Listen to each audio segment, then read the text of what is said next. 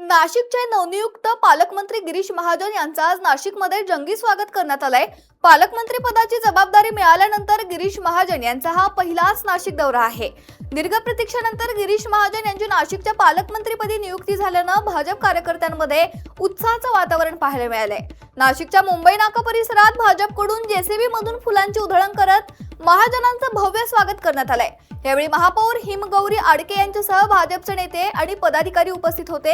यावेळी बोलताना गिरीश महाजन यांनी नाशिकमध्ये सुरू असलेली कुंभमेळ्याची कामे लवकरच पूर्ण होतील आणि आगामी काळात नाशिकला सर्वाधिक सुंदर शहर बनवून दाखवू असा विश्वासही व्यक्त केला। काम करतोय, येणाऱ्या दिवसात किती झपाट्यानं काम होणार नाशिक? अतिशय झपाट्यात कामं अशी झपाट्यात चालू आहे। कुंभमेळा बनते म्हणून माझ्यावर जबाबदारी होती। नाशिक त्र्यंबकेश्वरचा विकास आपण झपाट्याने करतोय। कामं अतिशय वेगाने सुरू आहेत। सिमेंटचे रस्ते सगळे होत आहेत। आम्ही डांबरी रस्ते आता बंद केलेले आहेत। पुढचे 30, 40, 50 वर्ष कुठे खड्डा पडणार नाही रस्त्याला, अशा क्वालिटीचे कामं आम्ही या ठिकाणी करत आहोत। आणि म्हणून मला असं वाटतं की आता पालकमंत्री मी आता झालेलो आहे, पण होतो किंवा न होतो की फार त्याचा फरक पडणार नाही।